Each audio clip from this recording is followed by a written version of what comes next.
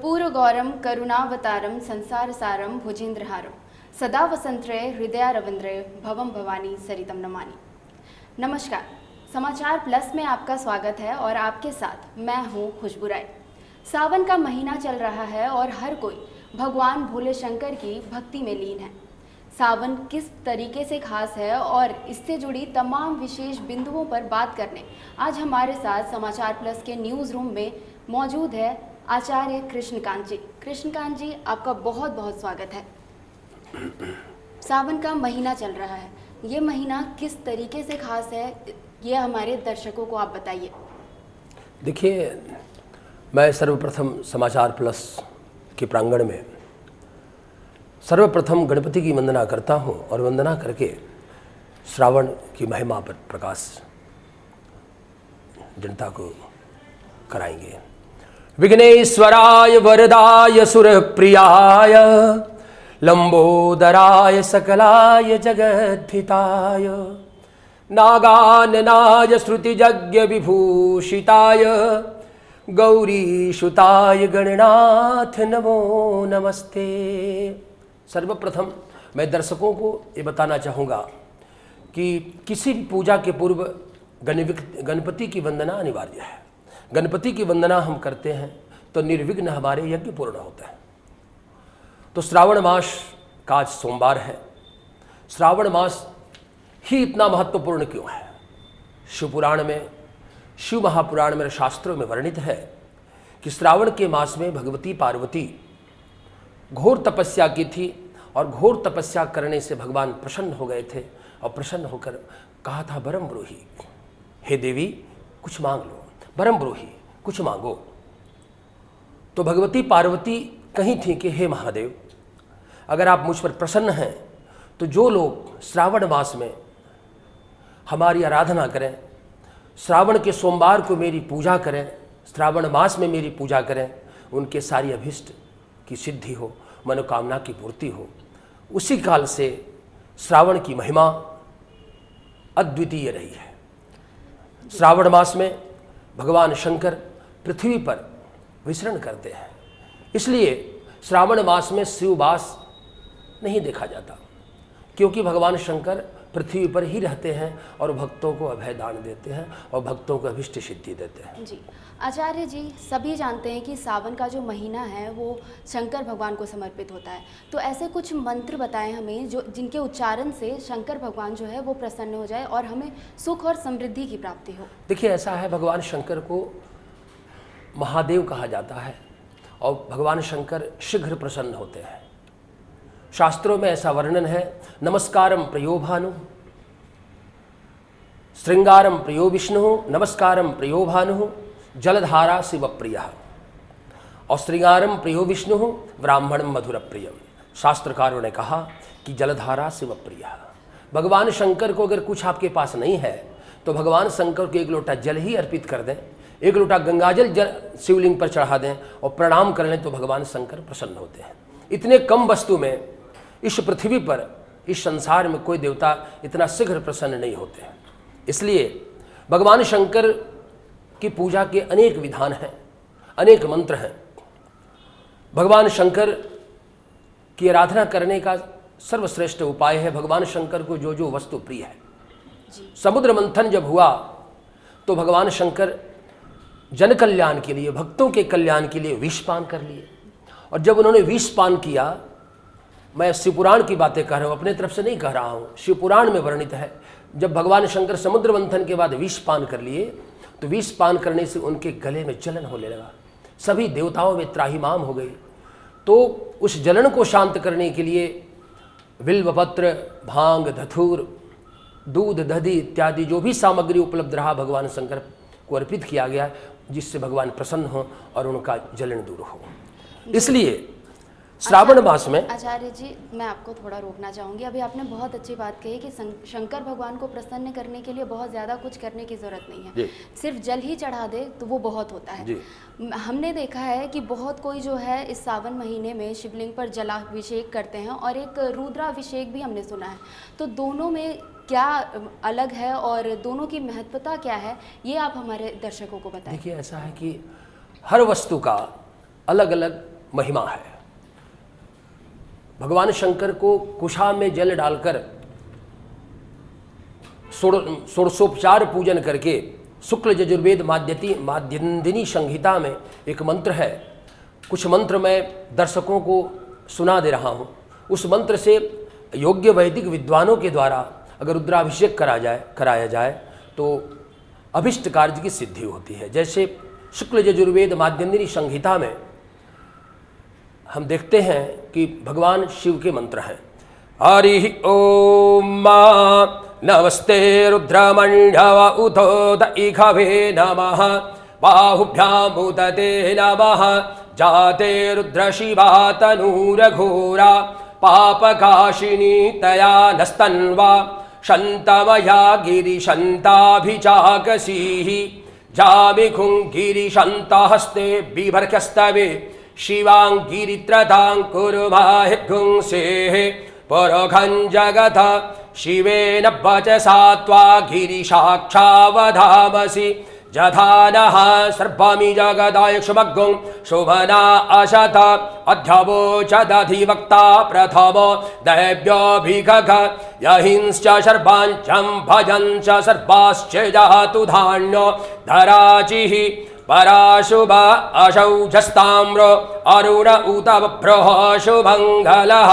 चैनग्गुं रुद्राय अविता दक्षश्रेताः सहस्रसो वैघागुं हेड ईमहे अशोज सर्पति नीलग्रीवो विलोहितः उथैनं गोपा अदृष्टन् नदृष्टन् नोदहार्चः सदृष्टो मृडयातिनः नमः शम्भवाय च मयो भवाय च नमः शंकराय च मयस्कराय च नमः शिवाय च शिवतराय च त्र्यम्बकं जजामहे सुगन्धिं पुष्टिवर्धनं उर्वारुकमिव बन्धनान् मृत्योर्मुक्षीयमावृतात् हरिः ओम। कई मंत्र हैं जिन मंत्रों से भगवान को प्रसन्न किया जा सकता है।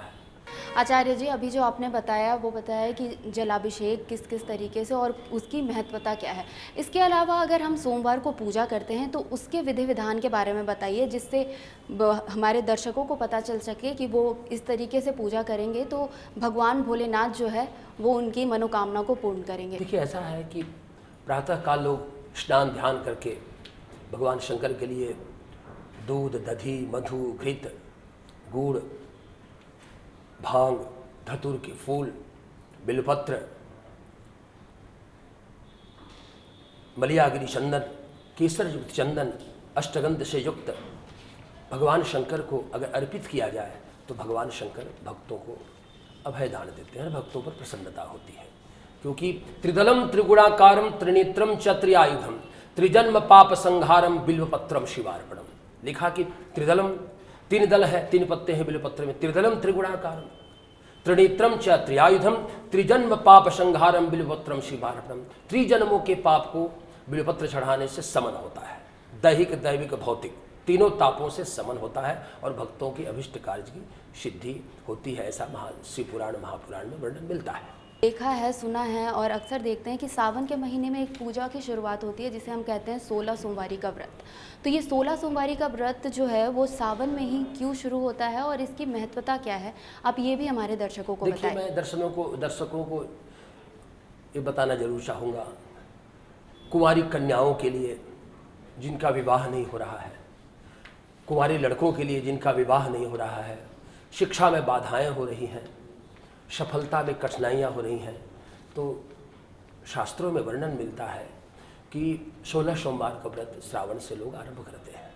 इसलिए करते हैं, भगवती पार्वती भगवान शंकर को पाने के लिए सोमवार का व्रत आरंभ की थी और भगवान शंकर उनको प्राप्त हो गए थे। इसीलिए भगवती पार्वती को जब भगवान शंकर मिल सकते हैं तो सामान्य मानव को तो भगवान शिव और पार्वती मिलकर वरदान देकर कार्य की सिद्धि करने में तो कृपा बरसाएंगे। इसीलिए 16 सोमवार की महिमा है, श्रावण में सोमवार करने की परंपरा है और भगवान शंकर को प्रसन्न करने के लिए भगवती अति तपस्या की, और तपस्या करने से भगवान शंकर अभय दान दिए थे, और पार्वती जी अपने मनोरथ को सिद्ध करने में सफल हो सकी थी। इसीलिए सोमवार व्रत आरंभ करना चाहिए। सोमवार इसीलिए विशेष महत्वपूर्ण है। जी, तो ये आपने बताया कि महत्वपूर्ण क्यों है और 16 सोमवार किस वजह से यहाँ की जो युवतियाँ हैं या महिलाएं हैं जो वो करें तो उन्हें उनके मन के वर की प्राप्ति होती है। आप ये भी बताएं कि 16 सोमवार का जो व्रत है उसकी विधि विधान क्या है। आपने अब तक बताया कि सोमवार को पूजा करने से, इस तरीके से पूजा करने से भगवान जी खुश होते हैं, भगवान भोलेनाथ की आशीर्वाद जो है वो आप पर बनी रहती है। आप 16 सोमवार के जो विधि विधान है उसको हमारे दर्शकों को बताएं ताकि वो इसको करें और यहाँ जो हमें देख रही हूँ उन महिलाओं को उनके मन के वर की प्राप्ति हो सके। देखिए, ऐसा है कि मैं जरूर कहना चाहूँगा दर्शकों को कि संक्षिप्त में मैं पूजन का कुछ विधान बता दे रहा हूँ। दर्शक इससे लाभान्वित होंगे। माताओं को खास करके मैं ये कहना चाहूँगा कि 16 सोमवार का व्रत करें, दिन भर व्रत करें। संध्या काल में, प्रदोष काल में पार्थिवार्चन, मिट्टी के शिवलिंग का निर्माण करें और मिट्टी का शिवलिंग बना करके दूध, दधि, अक्षत, पुष्प, चंदन, नैवेद्य, फल इत्यादि से विधिवत पूजन करें और पूजन करके किसी एक वस्तु का आहार करें, चाहे वह केला हो, फल हो, सेब हो, जो भी हो, एक वस्तु को पान करें और दूसरे दिन उस शिव पार्थिवार्चन करके दूसरे दिन जल में उस पार्थिव महादेव को विसर्जन करके प्रवाहित करें। आचार्य जी, मेरा आपसे एक और आखिरी सवाल, ये 12 ज्योतिर्लिंग जो है ये क्या है?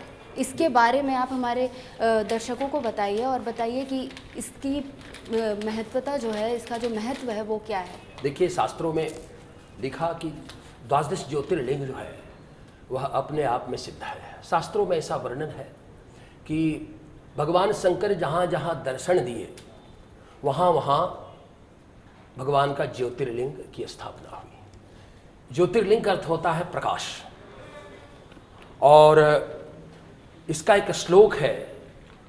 अगर कोई भी व्यक्ति यात्रा में कहीं जा रहे हों, और इसका महत्व मैं इसके बाद बताऊंगा, कोई व्यक्ति यात्रा में जा रहे हों और यात्रा काल में अगर इस श्लोक को बोलकर यात्रा किया जाए तो यात्रा उनकी सफल होगी, और जिस कामना से वो यात्रा करेंगे भगवान शंकर की कृपा होगी। मैं श्लोक दर्शकों को सुना रहा हूँ, बड़े भाव से दर्शक सुने और यात्रा काल में किसी विशेष समारोह में इस श्लोक को स्मरण करके जाएं, तो मैं उम्मीद करता हूँ कि आपका जय जय होगा और आप जहाँ जाएंगे उन लोगों का भी जय जय होगा। देखिए, भारत के रत्न प्रधानमंत्री श्री नरेंद्र भाई मोदी जी सोमनाथ मंदिर को दिव्य बनाए, और दिव्य बनाकर, क्योंकि गुजरात के समुद्र तट पर सोमनाथ मंदिर दिव्य हो गया और दिव्य होकर वह पूरे विश्व में ख्याति अर्जित किया। 12 ज्योतिर्लिंगों में सोमनाथ की महिमा अद्वितीय है, विश्वनाथ की महिमा अद्वितीय है और वैद्यनाथ की महिमा अद्वितीय है। मैं सबों का नाम आपको सुना दे रहा हूँ। सौराष्ट्रे सोमनाथं च, सौराष्ट्रे सोमनाथं च,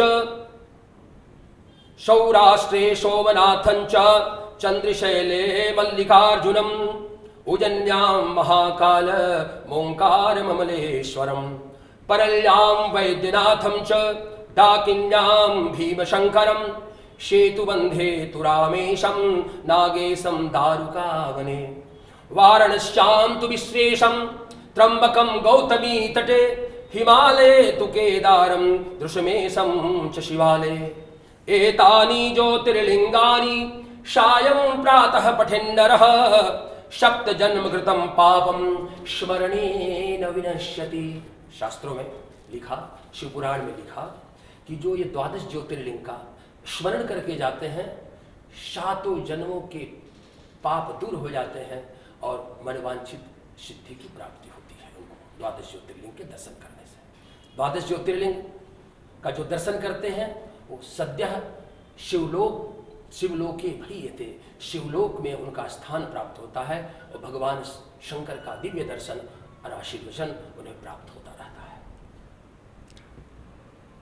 तो ये थे हमारे साथ आचार्य जी, आचार्य कृष्णकांत जी, जिन्होंने आपको सावन की महत्वता, 16 सोमवारी की महत्वता, इसके साथ ही जलाभिषेक, रुद्राभिषेक और इसके साथ द्वादश ज्योतिर्लिंग के बारे में बताया। तो आप इस तरीके से अपने घरों में पूजा करें, जिससे शंकर भगवान जो है खुश होंगे और आपको धन धान, सुख और समृद्धि की प्राप्ति होगी। नमस्कार।